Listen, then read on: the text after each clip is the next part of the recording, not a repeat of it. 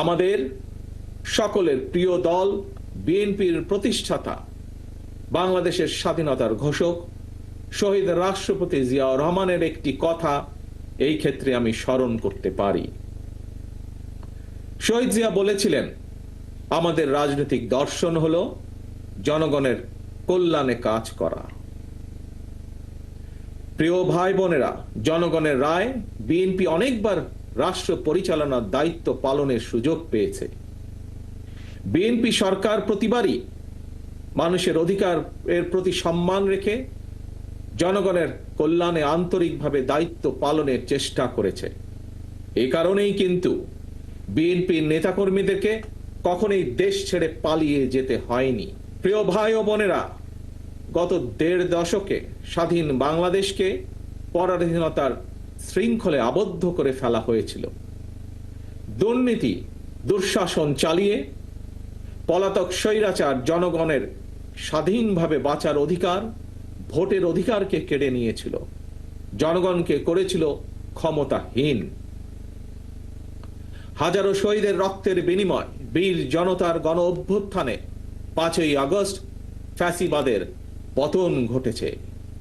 কিন্তু ফ্যাসিবাদের পতন হলেও আজও জনগণের গণতান্ত্রিক রাজনৈতিক অধিকার এখনো সম্পূর্ণভাবে প্রতিষ্ঠিত হয়নি, এবং এই কারণেই শ্রমজীবী কর্মজীবী মানুষ এখনো তাদের নির্বাচিত প্রতিনিধিদের মাধ্যমে নিজেদের দুঃখ দুর্দশার কথাগুলো সরকারের কানে পৌঁছে দেওয়ার সুযোগ পাচ্ছে না। প্রিয় ভাই বোনেরা, এই ক্ষেত্রে আমি আপনাদের সামনে একটি উদাহরণ তুলে ধরতে চাই। আপনাদের নিশ্চয়ই সকলের কম বেশি জানা আছে, এবছর আলু চাষের সঙ্গে যারা জড়িত ছিলেন আপনারা সকলেই কম বেশি জানেন, দেশে কিন্তু এবছর বার্ষিক চাহিদার চেয়েও বেশি আলু উৎপাদিত হয়েছে। আলুর বাম্পার ফলনের কারণে কৃষকের মুখে কিন্তু হাসি ফোটার কথা ছিল, অথচ আলু উৎপাদন করে কৃষক ভাইরা এখন বিপাকে পড়েছে। একদিকে আলু উৎপাদনের খরচ ছিল দ্বিগুণ, অপরদিকে উৎপাদিত আলু সংরক্ষণ করতে গিয়েও কৃষক ভাইদেরকে দ্বিগুণ খরচ গুনতে হয়েছে।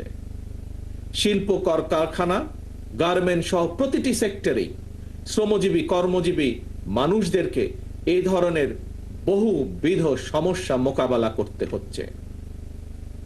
আরো একটি বিষয় আপনাদের সামনে আমি উল্লেখ করতে চাই, সেটি হলো ফ্যাসিবাদী শাসনের অবসান হওয়ার পর এবছর রমজান মাসে নিত্য প্রয়োজনীয় দ্রব্যমূল্য তুলনামূলকভাবে সহনীয় ছিল। এজন্য আমরা আমাদের দল এবং জনগণের পক্ষ থেকে অন্তর্বর্তীকালীন সরকারকে ধন্যবাদ জানাই। কিন্তু প্রিয় ভাই বোনেরা, রমজান শেষ হওয়ার সাথে সাথেই পুনরায় চাল তেলের দাম বাড়িয়ে দেওয়া হয়েছে। চাল তেলের দাম বেড়েছে, কিন্তু মানুষের আয় রোজগার কিন্তু বাড়েনি।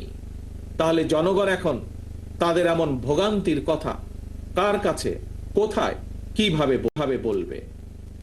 প্রিয় কৃষক শ্রমিক ভাই ও বোনেরা, দেশে এখন প্রতিনিয়ত সংস্কার নিয়ে শোরগোল চলছে। গণমাধ্যমের খবর কিংবা টিভির টকশো সবখানেই সংস্কার নিয়ে আলোচনা। কিন্তু সংস্কারের যে এই এত কর্মযজ্ঞ চলছে, এই কর্মযজ্ঞে দেশের শ্রমজীবী মানুষের কণ্ঠস্বর কোথায়? কৃষক শ্রমিকরা তো গ্রামীণ অর্থনীতির মূল চালিকা শক্তি। তাহলে তারা কোথায়, কার কাছে, কিভাবে তাদের সমস্যা সম্ভাবনার চিত্র তুলে ধরবে? কে তাদের প্রতিনিধি? রাজনৈতিক দলের প্রতিনিধি হিসাবে আমরা মনে করি প্রান্তিক জনগোষ্ঠীর দুঃখ দুর্দশা সমস্যা সম্ভাবনার কথাগুলো যাতে রাষ্ট্র এবং সরকারের কানে পৌঁছে, এই জন্যই জনগণের প্রত্যক্ষ ভোটে নির্বাচিত জনপ্রতিনিধি, নির্বাচিত জাতীয় সংসদ এবং নির্বাচিত সরকার প্রয়োজন। কারণ জনগণের প্রত্যক্ষ ভোটে নির্বাচিত প্রতিনিধি, নির্বাচিত সরকার অবশ্যই জনগণের কথা শুনতে বাধ্য। প্রিয় ভাই ও বোনেরা, জনগণের কাছে জবাবদিহিমূলক সরকার প্রতিষ্ঠার জন্য রাষ্ট্র, রাজনীতি এবং সরকারের সংস্কারের জন্য বাংলাদেশের পক্ষের রাজনৈতিক দলগুলোর সঙ্গে আলোচনা করে 2023 সালে বিএনপি 31 দফা সংস্কার কর্মসূচি ঘোষণা করেছিল। সংস্কার কর্মসূচি নিয়ে বর্তমানে বিএনপি সারা দেশে জনগণের বিভিন্ন শ্রেণী পেশা জনগণের সঙ্গে সংলাপ করে চলছে। পাশাপাশি সংস্কার কর্মসূচি বাস্তবায়নে বিএনপি অন্তর্বর্তীকালীন সরকারের সাথেও আলোচনা করছে। কারণ রাষ্ট্র রাজনীতির গুণগত পরিবর্তনের জন্য যেমন সংস্কার প্রয়োজন, একইভাবে জনগণের রাজনৈতিক ক্ষমতা নিশ্চিত করার জন্য, জনগণের ভোটের অধিকার প্রতিষ্ঠার জন্য প্রয়োজন নির্বাচন। বিএনপি মনে করে সরকার এবং নির্বাচন উভয়টি প্রয়োজন। অন্তর্বর্তীকালীন সরকারের প্রতি আহ্বান, আপনারা একটু সতর্ক থাকবেন। অন্তর্বর্তীকালীন সরকারের একটি অংশ সংস্কার এবং নির্বাচনকে মুখোমুখি দাঁড় করিয়ে ফ্যাসিবাদ বিরোধী রাজনৈতিক দলগুলোর মধ্যে সুপরিকল্পিতভাবে বিরোধ উস্কে দিতে চায়। গণতান্ত্রিকামী জনগণের মনে এ ধরনের বিশ্বাস জন্ম দিতে শুরু করেছে। তাদের কাছে আমাদের আহ্বান, স্বল্প মেয়াদী এবং দীর্ঘমেয়াদী সংস্কার প্রস্তাবনা প্রণয়ন করুন। কোনো রাজনৈতিক দলের আপত্তি নেই, তবে পাশাপাশি প্রয়োজনীয় সংস্কার সম্পন্ন করে আইন শৃঙ্খলা বাহিনী, বিচার বিভাগ এবং নির্বাচন কমিশনকে প্রস্তুত করুন। সুনির্দিষ্টভাবে আগামী জাতীয় নির্বাচনের রূপরেখা ঘোষণা করুন। অন্তর্বর্তীকালীন সরকারের কর্মপরিকল্পনায় পথনকশা গণতান্ত্রিকামী জনগণের সামনে সুস্পষ্ট থাকলে জনমনে সন্দেহ, সংশয় কেটে যাবে। প্রিয় দেশবাসী, ফ্যাসিবাদ মুক্ত বাংলাদেশে জনগণের ভোটে জনগণের কাছে জবাবদিহিমূলক সরকার প্রতিষ্ঠার জন্যই বিএনপি সহ বাংলাদেশের গণতান্ত্রিক রাজনৈতিক দলগুলো অন্তর্বর্তীকালীন সরকারকে নিঃশর্ত সমর্থন দেওয়া অব্যাহত রেখেছে। তবে গণতান্ত্রিকামী জনগণ মনে করে অন্তর্বর্তীকালীন সরকারের প্রতি অনির্দিষ্টকালের জন্য সমর্থন অব্যাহত রাখা যৌক্তিক নয়। পলাতক স্বৈরাচার দেশে আর যেন মাথাচাড়া দিয়ে ওঠার সুযোগ না পায়, এজন্যই জনগণের কাছে জবাবদিহিমূলক সরকার প্রতিষ্ঠা অত্যন্ত জরুরি। ফ্যাসিস্ট কিংবা স্বৈরাচার হওয়ার মন্ত্র দেশের সংবিধান কিংবা দেশের আইনে লেখা থাকে না, বরং সংবিধান বা আইন না মানার কারণেই ফ্যাসিবাদের জন্ম হয়। একজন ব্যক্তি বা গোষ্ঠী যখন থেকে নিজেকে কিংবা নিজেদেরকে একমাত্র অনিবার্য, অপরিহার্য মনে করে, জনগণের উপর একক সিদ্ধান্ত চাপিয়ে দিতে শুরু করে, তখন থেকেই ফ্যাসিবাদের যাত্রা শুরু হয়।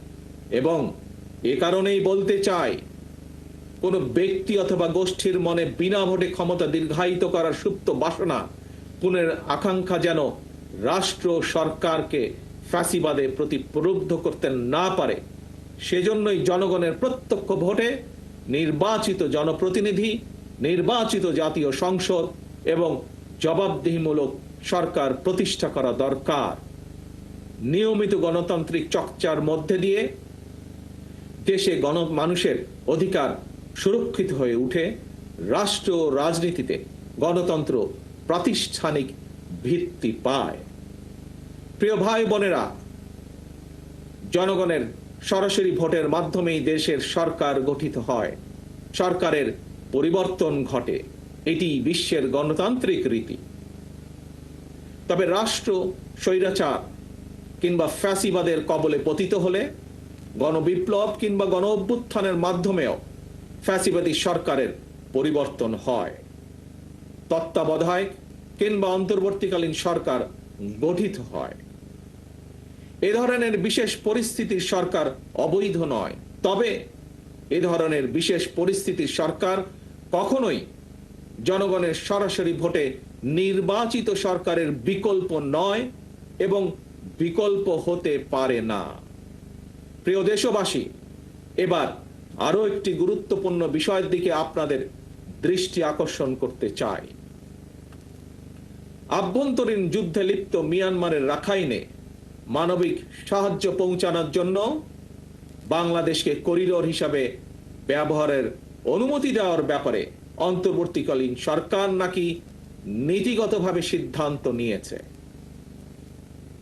দেশের স্বাধীনতা সার্বভৌমত্বের সঙ্গে জড়িত এমন একটি স্পর্শকাতর বিষয় সিদ্ধান্ত নেওয়ার ক্ষেত্রে অন্তর্বর্তীকালীন সরকার কিন্তু জনগণকে জানায়নি, এমনকি জনগণের প্রতিনিধিত্বকারী রাজনৈতিক দলগুলোর সঙ্গেও কোনোই আলোচনা করার প্রয়োজন বোধ করেনি।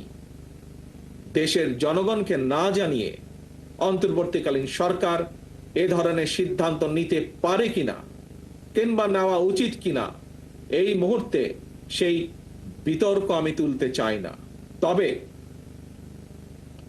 দেশের স্বাধীনতা প্রিয় জনগণের কে মনে করে করিডোর, স্বাধীনতা প্রিয় জনগণ মনে করে করিডোর দেওয়া না দেওয়ার বিষয় সিদ্ধান্ত আসতে হবে জনগণের কাছ থেকে। সিদ্ধান্ত আসতে হবে জনগণের প্রত্যক্ষ ভোটে নির্বাচিত জাতীয় সংসদের মাধ্যমে। এই ধরনের পরিস্থিতিতে গণতান্ত্রিক বিশ্বের দেশে দেশে এটাই নিয়ম, এটাই রীতি। আমাদের বক্তব্য স্পষ্ট, বিদেশিদের স্বার্থ রক্ষার স্বার্থে নয়, অন্তর্বর্তীকালীন সরকারকে সবার আগে দেশের জনগণের স্বার্থ নিশ্চিত করতে হবে। কারণ মিয়ানমার, ভারত, পাকিস্তান কিংবা অন্য কোনো দেশ নয়, সবার আগে বাংলাদেশ। এটিই হতে হবে আমাদের, এটিই হতে হবে আমাদের একমাত্র লক্ষ্য। সারা দেশের শ্রমজীবী কর্মজীবী ভাই ও বোনেরা, আমি বিশ্বাস করি, বিএনপি বিশ্বাস করে, তৃণমূলের জনগণের রাজনৈতিক এবং অর্থনৈতিক ক্ষমতায়ন ছাড়া শ্রমজীবী কর্মজীবী মানুষের ভাগ্যের পরিবর্তন সম্ভব নয়। শ্রমজীবী কর্মজীবী মানুষের অধিকার উপেক্ষা করে কোনো রাষ্ট্র এগিয়ে যেতে পারে না। শ্রমজীবী কর্মজীবী মানুষের শ্রম, ঘাম, মেধার উপর নির্ভর করে একটি দেশের উন্নয়ন এবং অর্থনীতির শক্তিশালী ভিত্তি রচিত হয়। প্রিয় দেশবাসী, 1971 সালের অর্জিত মুক্তিযুদ্ধের বাংলাদেশ, 75 সালের 7ই নভেম্বরের আধিপত্যবাদ এবং তাবেদার মুক্ত বাংলাদেশ, 90-এর স্বৈরাচার মুক্ত বাংলাদেশ, 2024-এর 5ই আগস্টের ফ্যাসিবাদ মুক্ত বাংলাদেশ। দেশের ইতিহাসের প্রতিটি বাঁকে জনগণের একটি সুমহান আকাঙ্ক্ষা। কি সেটি? সেটি হচ্ছে একটি বৈষম্যহীন, নিরাপদ, মানবিক, গণতান্ত্রিক বাংলাদেশ বিনির্মাণ। আজকের এই বিশেষ দিনে দেশের কৃষক, শ্রমিক, মেহনতি মানুষ দল, মত, ধর্ম, বর্ণ নির্বিশেষে দেশের গণতন্ত্র প্রিয় জনগণের প্রতি আহ্বান, কোন উস্কানি কিংবা অপপ্রচারে বিভ্রান্ত হবেন না। 71-এর মুক্তিযুদ্ধ থেকে আজ পর্যন্ত সকল শহীদদের কাঙ্ক্ষিত বাংলাদেশ প্রতিষ্ঠার জন্য আসুন আমরা ঐক্যবদ্ধ হই, ঐক্যবদ্ধ থাকি। কারণ অনৈক্যের সুযোগ নিয়ে পরাজিত পলাতক অপশক্তি যাতে আর পুনর্বাসিত হবার সুযোগ না পায়, এই ব্যাপারে সতর্ক এবং সজাগ থাকার আহ্বান জানিয়ে কৃষক, শ্রমিক, মেহনতি মানুষ, গণতন্ত্রী কামী জনগণের সাফল্য কামনা করে আমার বক্তব্য শেষ করছি। আল্লাহ হাফেজ। বাংলাদেশ জিন্দাবাদ। বাংলাদেশ জাতীয়তাবাদী দল জিন্দাবাদ।